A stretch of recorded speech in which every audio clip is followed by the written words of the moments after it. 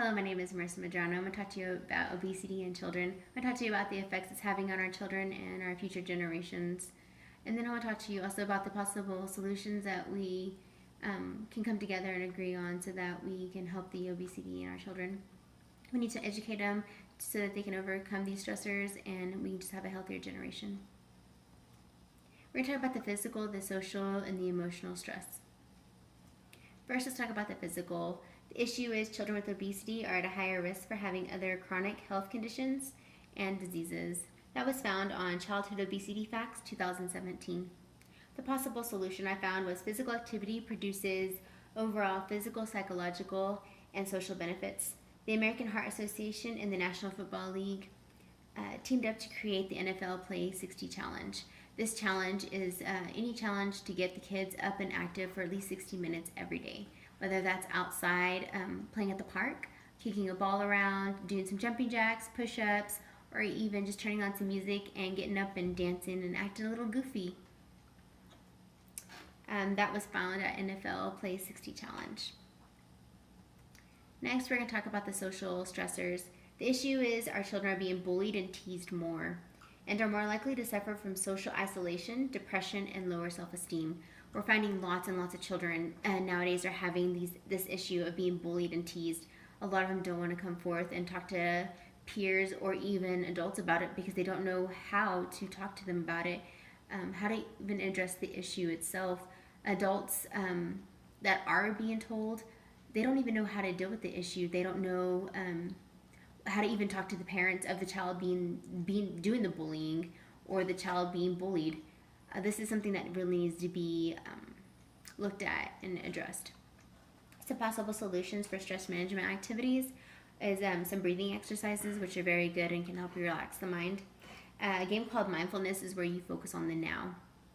Also, you can do creative visualizations where you close your eyes and you just listen to the noises around you.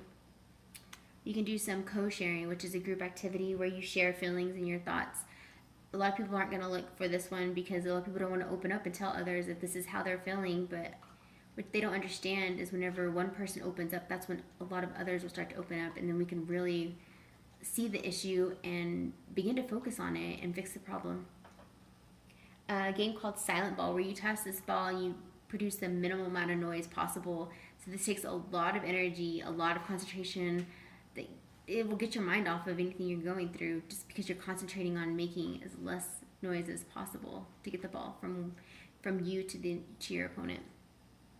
Last one is a freeze dance, where you play music and then right when the music stops, you freeze into any position that you're in. This can help stir kids into having fun, laughing, joking around with each other in a good, positive way.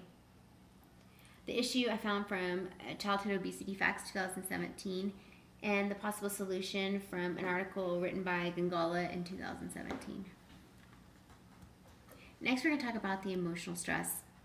It lowers the self-esteem, makes them depressed, and they withdraw into themselves.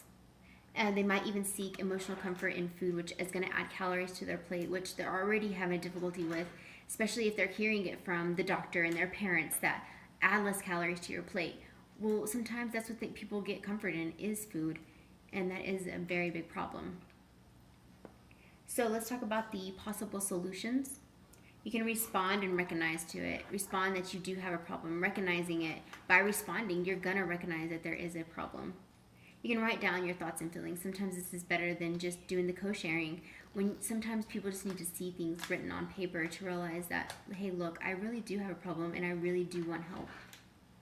You can control what you can.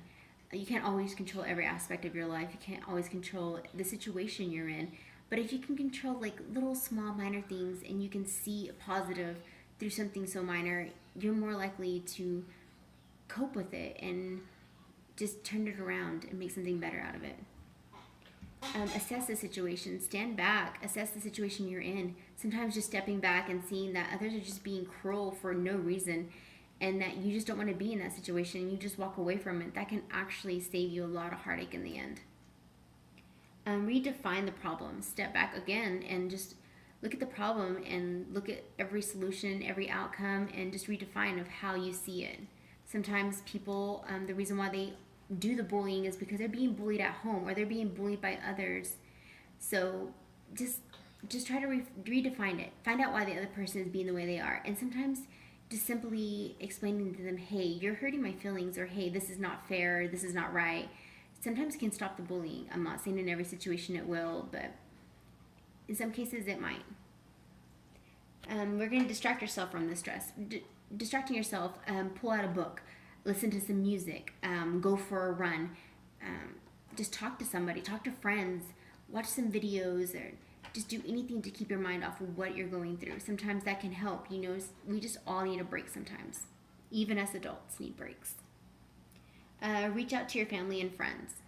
Call a friend, call a family member, and tell them, hey, look, this is what I'm going through, and I need just someone to talk to, someone to listen. Sometimes you want advice, and you can say, hey, I need your opinion. Or sometimes you just tell them, hey, look, I just need someone to listen. These are things that we need to do to help our children. These possible solutions you can find anywhere, but we need to come together and help our children. Exercise. Exercise is very good. It'll help with obesity in our children. It'll help to see them get moving around. Just find different things, find different activities that might actually help them emotionally, physically, and socially. Meditate and relax. Meditate, you just sit down, relax, and listen to some music. Just think about good, positive things. If you're religious, focus on God. If you're not religious, focus on other things that make you happy in life. The issue I got from the emotional toll of obesity in 2015, and the possible solution I got from Rosenthal in 2013. These are the references from which I have used throughout my presentation. I just find that this is a very touchy subject, but also a very, very important one. I don't want us to sit around and watch another generation have more physical ailments, more diseases that no one can figure out the possibility of why we even have them or find solutions how to fix them, because we're needing to address our children to help them. Our children need us more now than they've ever needed us. We need to help them and listen and let them know that it is okay to have emotional breakdowns, to have stress in life, and that we go through it too. We need to tell them as an adult, we need to sit down with our children and be like, look, I have difficult days too. Explain to them your difficult day and explain to them that, yes, it may be hard, and yes, it's going to be hard as an adult too, but we need to find a solution on how and which way works best for you. I think this will be better. So this is the best solution we ever have for our kids, is to actually sit down and listen and let them know that they are not alone and that we do love and care for them. I appreciate you listening to my video. I hope you are encouraged to help our future generations, because without us, they're going to be lost, and we don't need our children lost. But thank you, and I hope you have a blessed night.